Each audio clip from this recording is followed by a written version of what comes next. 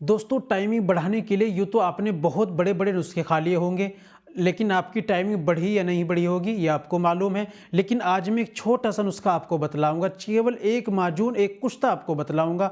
दोस्तों अगर आप इसको इस्तेमाल कर लेते हैं तो ये आपकी टाइमिंग को बढ़ाएगा, मनी को गाढ़ा करेगा, रुकावट पैदा करेगा, मर्दाना ताकत को बढ़ाएगा। आपके अंदर जोश तनाव की कमी है, इच्छा की कमी है, या दिल नहीं करता, या आप जल्दी फारिग हो जाते हैं, पावर स्टेमिना की आपके अंदर कमी आ चुकी है, इस तरह की अगर आपके अंदर समस्या आ गई है तो आप मेरे बताए हुए अनुसार इस माजून का ज़रूर इस्तेमाल करेंगे तो इंशाल्लाह आपकी जो प्रॉब्लम है ये बिल्कुल ठीक हो जाएगी। मनी भी गाढ़ा होगी, रुकावट भी होगी, टाइमिंग भी अच्छी होगी, मर्दाना ताकत स्ट्रोंग होगी और फुल इरेक्शन जोश तनाव पैदा होगा और आप कई बार मुलाकात कर पाएंगे। तो दोस्तों क्या लेना है, कैसे इस्तेमाल करना है, तरीका क्या है, ये सारी बातें आज मैं वीडियो में आपको बताने वाला हूं। बस वीडियो को कंप्लीट देखिएगा बिना स्किप के, तभी आपको फ़ायदा होगा और आप महत्वपूर्ण जानकारी आप ले पाएंगे। चलिए दोस्तों शुरू करते हैं, जान लेते हैं आज के नुस्खे के बारे में। तो दोस्तों ये बताने से पहले एक छोटी सी गुजारिश कि अगर आप हमारे चैनल पर नए आए हैं या अभी तक आपने हमारा चैनल सब्सक्राइब नहीं किया तो जल्दी से चैनल को सब्सक्राइब कर दें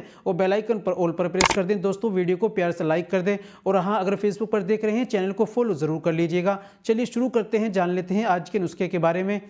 तो दोस्तों आपको सबसे पहले क्या लेना है, माजून आर्द खुरमा। माजून आर्द खुरमा या हमदर्द का आपको लेना है 300 ग्राम का।